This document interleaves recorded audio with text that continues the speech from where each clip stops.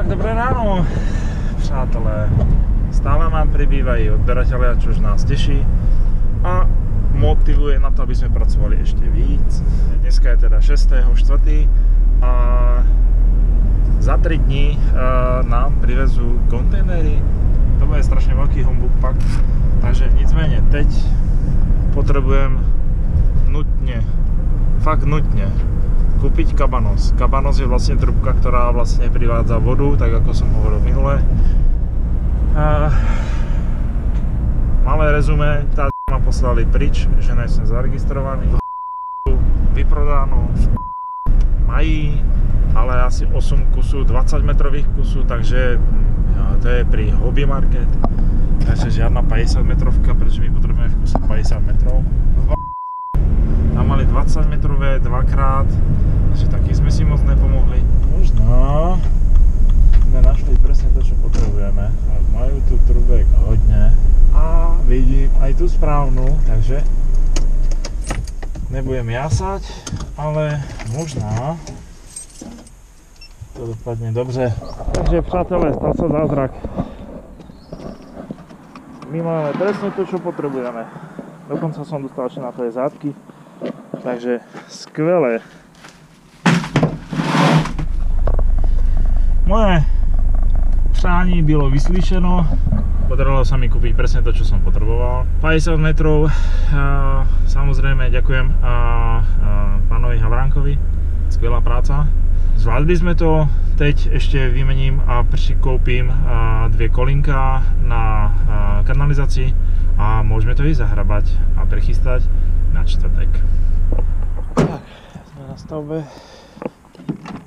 Máme sebou potrebný materiál. Ja to vyložím a idem na to.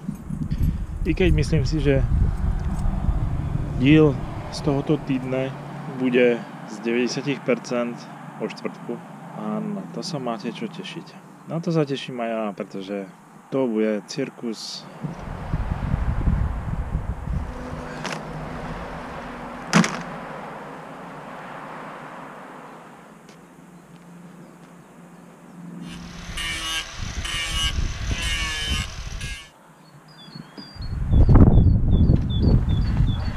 Možno ešte nezaškodí nejaký malý test, jestli to je v správnom sklone, takže vyskúšame. A teď budeme zvedaví, jestli nám to vyteče na spodnom konci. Výborne. Teď se pustím do kanalizace, vývodu, trošelinka ho vyspárovať ešte víc a môžem to zahrávať tak, aby nám tá hlina tady nezavadzala.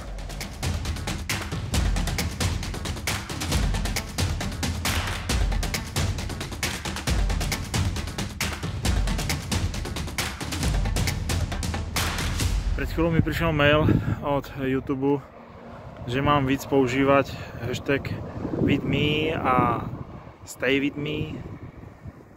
Tak ja dám build with me.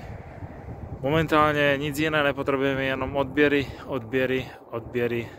Je to obrovská motivácia pak nejenom pro mne, ale i pro mou rodinu, pro decka, pretože táta je pak spokojený. A je to motivácia pro stríhače, takže build with me. Nicméně, online vidíte, čo sa deje na stavbe a ako rýchlo to dokážem postaviť. Sledujte. Uvidíte, čo sa bude diať.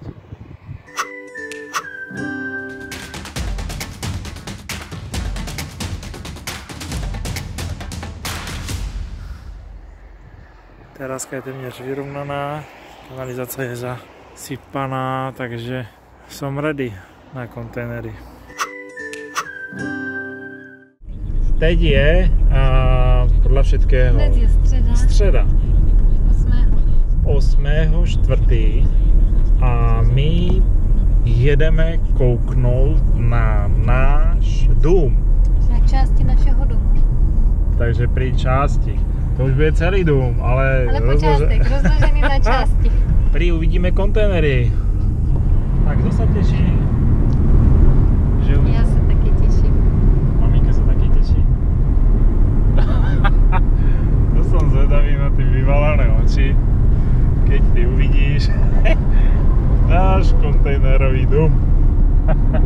Jestli se mi zalíbí na první pohled, nebo budu v rozpacích.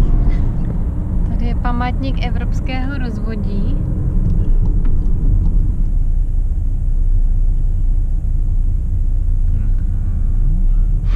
Zdravím vás, kluci. Zatím jenom 2, jo? To jsou ty krásné naše kontejnery, jo?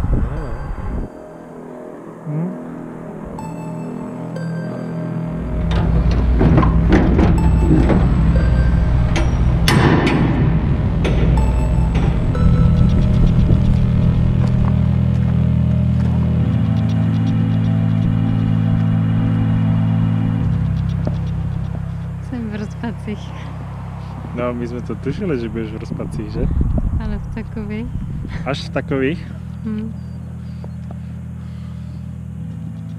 Ještě, že jsem v klidu já, že? Viděli jsme první 2 kontejnery A jsme v rozpacích. a jsme hodně v rozpacích. Čekala jsem hezčí.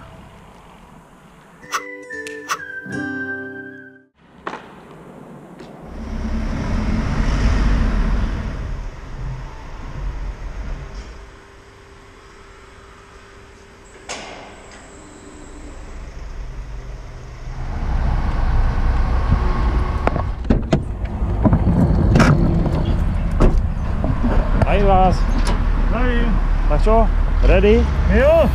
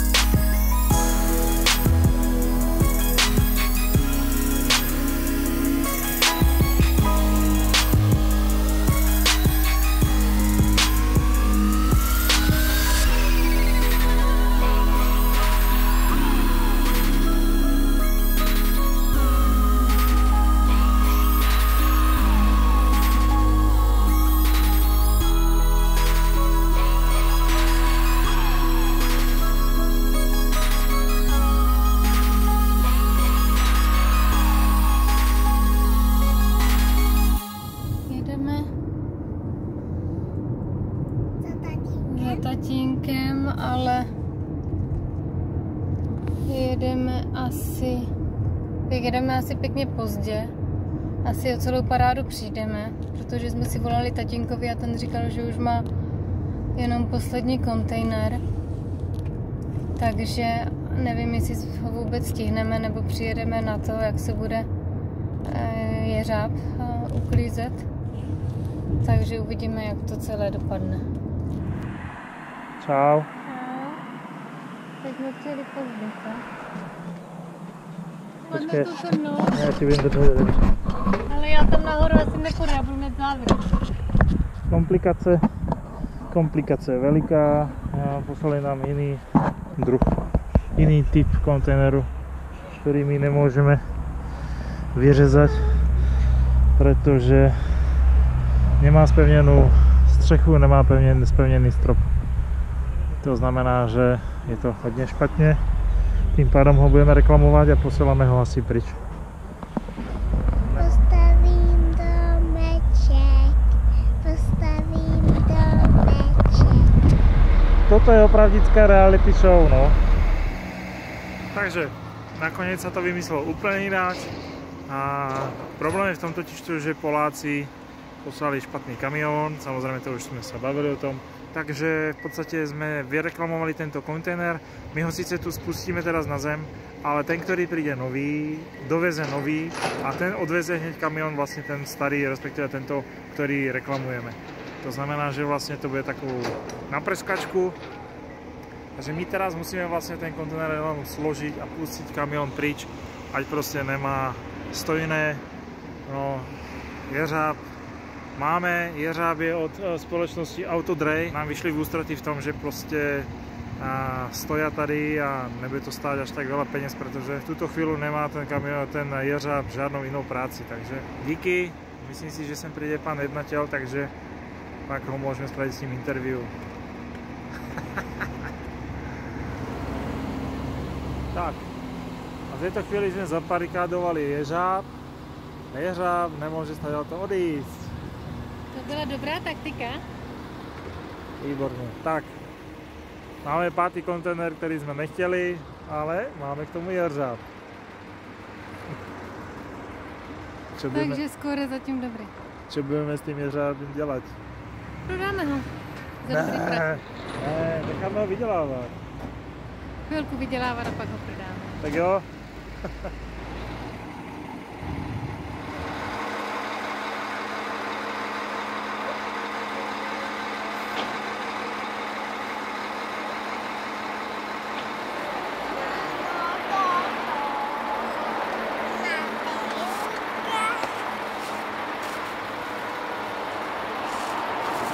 Ten barák máme na místě. Teď to bude zase na tobě. Teď to bude zase na mě.